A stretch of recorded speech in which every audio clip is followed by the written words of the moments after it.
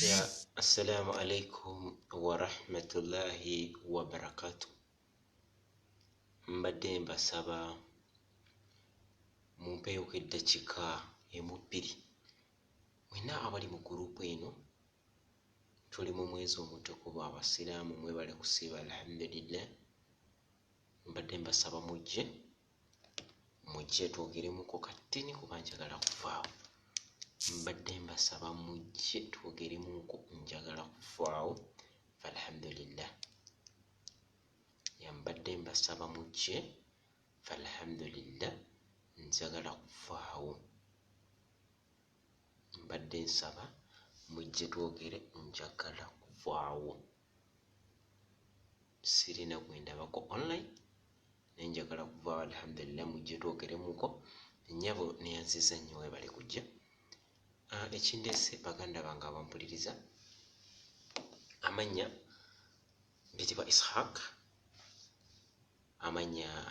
mpitibwa Ishaq, Irene Kesha. Nsanyusa okulaba nnyabo Irene Kesha, nsanyusa okulaba Irene Kesha, nsanyusa okulaba mukwano, nsanyusa okulaba Irene Kesha, nsanyusa nnyo okulaba mukwano. Ekindeese just mbadde mbasaba mumpe just some minutes.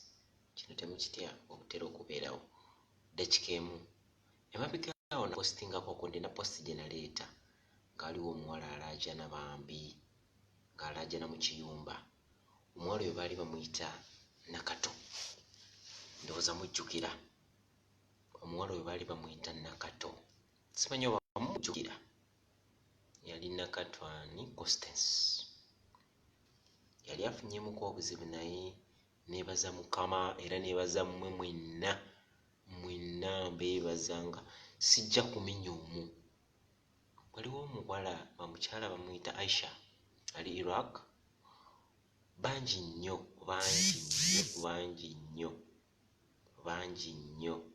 Irene Kesha, bangi nnyo.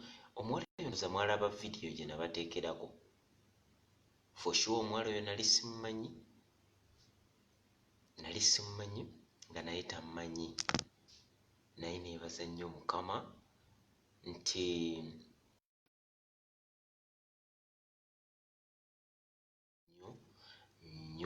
nnyo mwebale kumpuliriza for the first time. I think yali first time yako postinga mu group eno. It was my first time to post in this group. I think that's what I can say. It was my first time, I think, to post in this group. But alhamdulillah mwampulira nnyo era mwafaayo, mwampa ebirowoozo bingi. You gave me a lot of advice, bintu bingi nnyo bye mwampa neŋŋamba nja kikola. Era amawulire amalungi nti omuwala oyo baali bamugalidde mu kizimbe mu nnyumba like mu ruumu nga nze eno ruumu gye ndimu eno nnene. Fumiitirizaako okuggaliza mu ruumu wiiki nnamba n'ennaku ezigwako, naye ng'ekyobugagga ky'olinawo kintu eki biscuit. Ng'olinawo biscuit n'amazzi, biscuit naki n'amazzi nga kyobugagga ky'olinawo. Ekyo ekintu baddiya si kyangu.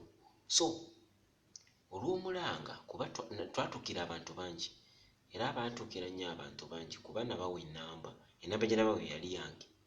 Olwasonga nti natyamu nti basobola n'omusalako ate ne tutamufuna. Ennamba gye nabawa yali yange. So buli yantukira abasinga natera okubawa ennamba y'omuwala oyo ne tukiconnectinga. Abamu ne batuyambako ne tufuna ennamba ze embassy ne tufuna n'ez'ofiisi ze. So amawulire amalungi gali nti ofiisi yafaayo ne tukuba essimu omuwala ne bamuggulira. Omuwala mu kumuggulira ofiisi ey'e Saudi yali ekoze bulungi era nagyagala nnyo. Ofiisi ey'e Saudi eddoboozi bwe liba nga temuliddiwulira mumbuulire. Musobola okumbulira kubanga nze simanyi oba njogera nnyo oba njogera katini. So bwe mba nga ndikiriya nkoneraamu ekigalo, yenna ali okundaba nkoneraamu ekigalo lwakuba nti ndowooza abantu bali busy. So ofiisi y'ennyamba Irene Kesha, mbadde nkusaba nkondemu ekigalo oba eddoboozi lyeryo oba nnyongereko. Eba nekyoŋŋambako ndabe ekyokola Irene Kesha nkulaba ekyekumiddeko. Mwenna abaliko kirungi kiryoke neyanza Irene Kesha nsimye nnyo bambi weebale. So kyengezaako ogamba kiri kitya nti ono omuwala olw'omulanga gwammwe ne pressure it happened nti office yakuba mu maka essimu era mu kukubayo bosi we n'awulira ne bamugulira. Kati omwana abagamba njagala genda ku office, njagala munzeeyo saagala kukola ki. Naye nasooka mugamba nti nnyabo ebyokwekyanga toyagala kukola tebijja kugasa naawo kuba kati office kinzigale. Kati office ye Saudi n'emugamba nti okay, ne bagamba babosi be bamutwale ku office, naye babosi obuzibu nti mumanyi saa zino ekiriwo entambula ne balemererwa. Naye kati office nesalawo nti okay, lockdown bw'enaaba eweddeko tujja kukolera ki, tujja kukyusiza. Naye kati amawulire agaliwo kuba omwana yagenda naye nemugamba my dear kola, nze nkwegayiridde kola, okitegeera, nkwegayiridde kola emirimu sikumanyi nnyo tomanya naye nkwegayiridde kola. Kati saa zino womanya embeera gye tulimu, maama wo taata wo ani ne bwaba muganda wo saa zino akutya. By the way ne saa zino kati gavumenti okusanga nga ndina gwe ntudde naye wano attempted murder obanga nimbye ogamba nti Isaac olimbye ebeera attempted murder aba muntegeera ebeera attempted murder.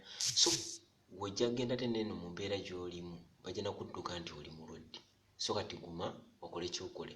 Era omuwala kati akola naye kati alinga boss kuba yabagambye ebyokunkuba n'ebyokunkozesa obutanko mukazi wattu munkozesa tiwumula. So kati muwala yafunyemuko akalembereza mwebale nnyo. Era kati bagenzeyo ne bamu omanyi kati ate ne bosi mwenyini okujja ati nedda tusonyiwe nja kwogera ne mama manyi bimama bikambwe mwenna obanga oli mu kiyumba naye kino oba oli mu kiyumba by the way kambweko gana amagezi.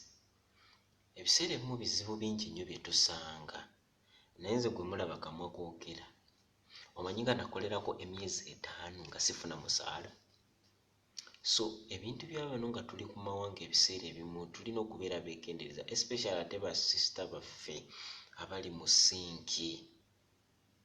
Kituufu ssente ezo bagamba maid kyazifuna e Uganda naye baana ba kitangi emirimu ze mukola ezo ssente ntono. Naye nga kati kyenjagala obagamba kiri eki bannyinaze mugumiikiriza. Temwesuula mu ddalu ate mwene embeera gye tulimu teweesuula mu kambaaya ery'eddalu amasappi. Ate bino simanyi bayirayo mubeere n'emikwano, okubeera n'emikwano nga ate zo zikuwaga buwazi.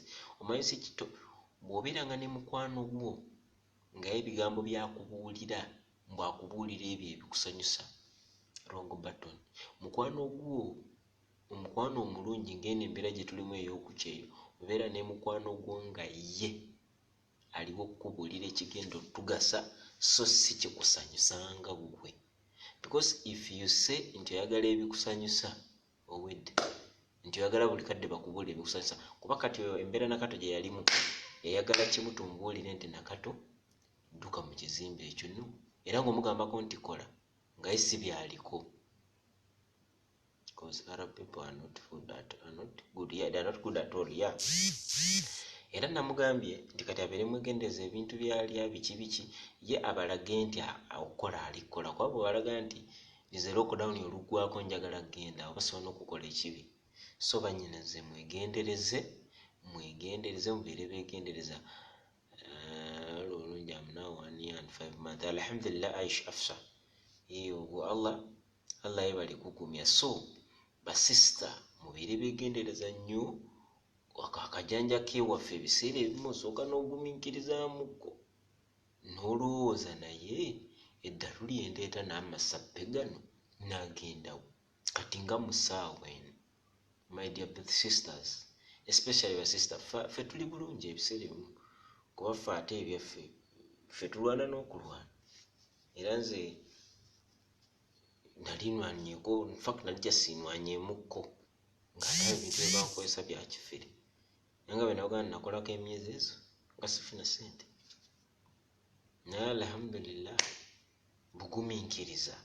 So sijja bamalira budde abantu baganya okubeera ndowooza bali busy naye ennaku zino bantu bali mu lockdown data tebakyalina ne babbosi bamwe tebabasasula eyo sizza banenya naye nga Irene Kesha nkweyanza nnyo webale kubeerako Afsa webale n'abalala kuba kati okulaba ebiseera ebimu mbwe ndaba komenti ya alhamdulillah ngamba kwoli nga temulowooza mpozi ng'aliwo ekirala naye ng'ekyamaanyi nti mwana muwala oyo yayambiddwa era nja beebaza nnyo sijja kumenya omu ku omu naye buli alina ettaffaali lye yateekako naye nga waliwo semwogerere obwedde oliwa taata semwogerere obwedde oliwa so buli alina ettaffaali lye yateekako ku mwana oyo ku mwana muwala oyo kubanga adda mu mbeera mbeebaza nnyo aba gurupu eno nnyo siina we nsobola kukigamba naye ng'ekyamanyi nti mwana muwala yavuddeyo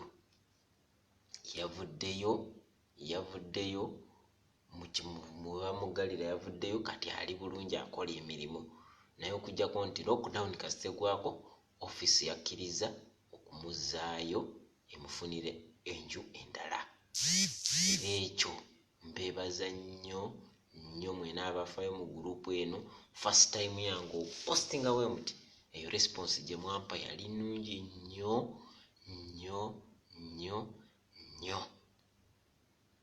response yali nnungi nnyo ekyesobola balimba Irene wanted response yali nnungi nnyo oba Irene okulaba oba olina kyogamba kuba ndaba wano asindise request Irene oba olina kyogamba yogerako eri abantu yogerako eri abantu oba olina kyogamba yogerako eri abantu Irene oba olina kyogamba yogerako tulabe bambi yogerako tulabe bw'obanga we yenna alina kyagamba ayogereko Kivumbi Muhammad Christine Apalata Kivumbi Muhammad yenna bw'obanga olina kyosobola okwogerako yogerako naffe ono madamu aliwa their friend won't be able to watch this live unless they are in your selected audience lwakuba nti ono aganye naye sijja bamalira budde Kivumbi Muhammad yonna gy'oli nkwagala nnyo boy twatoba omuntu amanyi nga bwe twatobayo Kivumbi Muhammad ojjukira ekyalifu Jaira alukuza ojjukirayo Kivumbi Muhammad ku live kwoli ojjukira so mwenna abali ku kyeyo wekyewasuubira manyi si kyokola ki si kyewafuna naye ng'ojja kituukako baana ba kitange muzikirize mbasiibule musule bulungi mweraba n'olunaku olulala bwe mbanga ndina kyendeese mbasaba kunnyaniriza nga bwe mwakoze bulungi mwana muwala yavuye ali bulungi ali kulyera musanyufu lwakuba nti leero soogeddeko naye ng'ali musanyufu kuba namugambe nti buli ekibeerawo kyonna abantu balirwadde bajja tuyamba naye okuggyako nyiikira beera mukozi nnyo. I wonder with social media commentators, some people were like saying that Kibozibozi Mbu comedy kumbe the issue was serious naye people stop taking honestly you guys nze kisobola bagamba Irene Kesha kisobola bagamba nze mu group posting nga muko in this group si katemba era omuntu yenna obanga oyagala okumanya nti kituufu kamba wandikire wano ennamba yange kamba teekere wano ennamba ncontacting okwo nja kuwa data y'omwana oyo ennamba yange eriwa kamba teekere wano ennamba 0 plus eriwa kamba teekere wano ennamba yange kasobireetamu akajanja wegenda ku WhatsApp nja kuwa ebisingayo ku muwala oyo 256 776 76 72 48 wegenda ku nnamba eyo gye ntadde ku screen eyo ennamba eyo gye mpasindikidde bw'obanga oyagala okumanya ebisingayo ku oyo omwana muwala ojja kujja mu kabokisi kange nkubuulire nti bituufu nja kuwa n'ennamba yo yogere naye ye kennyini kuba nasaako ennamba yange reason kali kikakodyo kali kamu nti why omwana no basobola omusalako ng'ate abalina obuyambi bwe bali naye nga tetusobola mutuka kuba abana abayaayo abasajja mubamanyi akutulako ku wifi n'owunga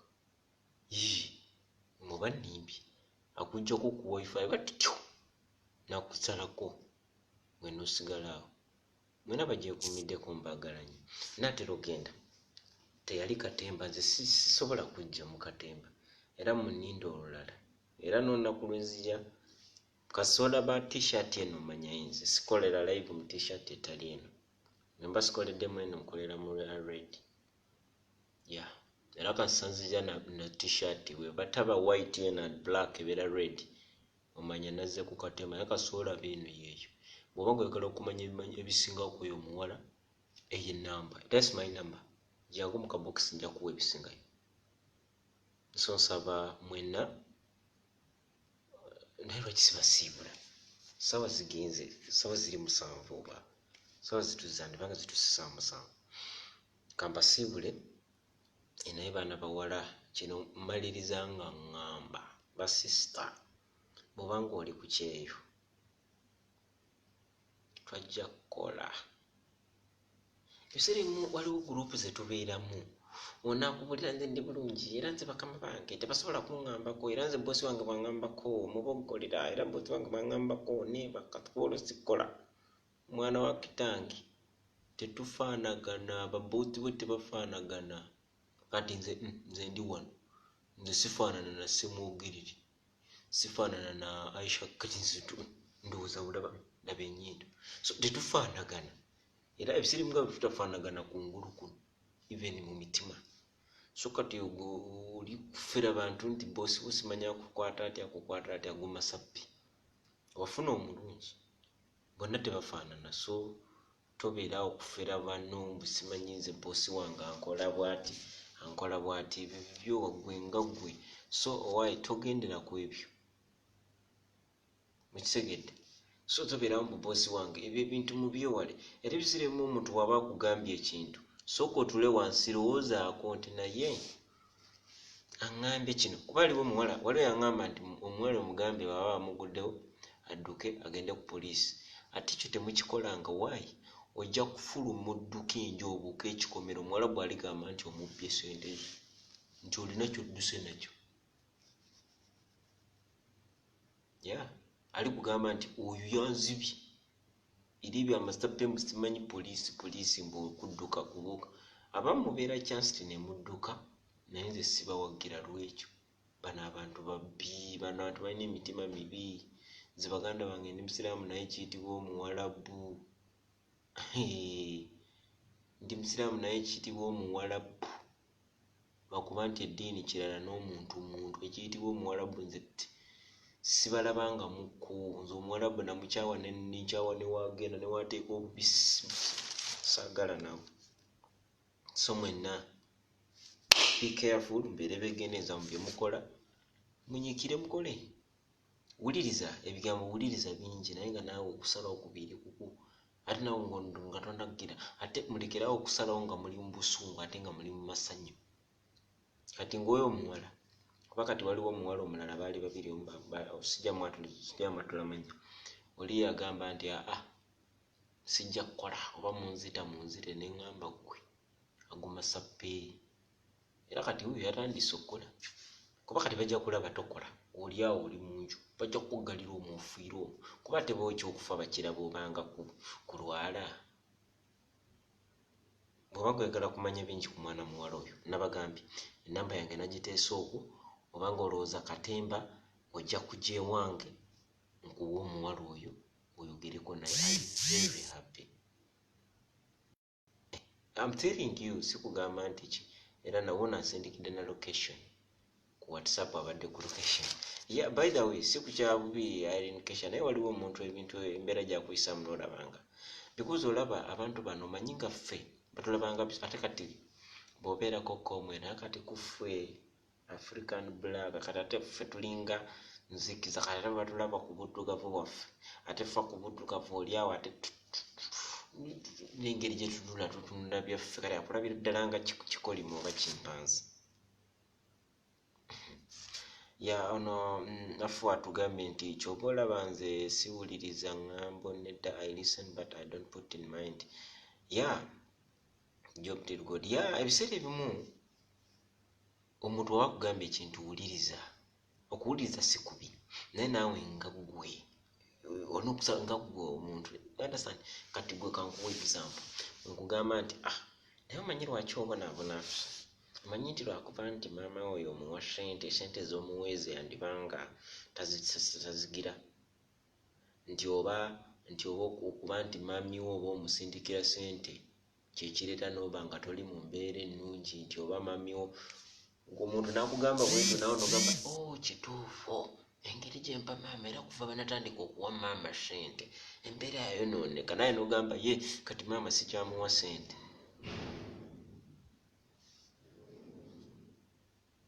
Mwana wa kitange mbasiibudde.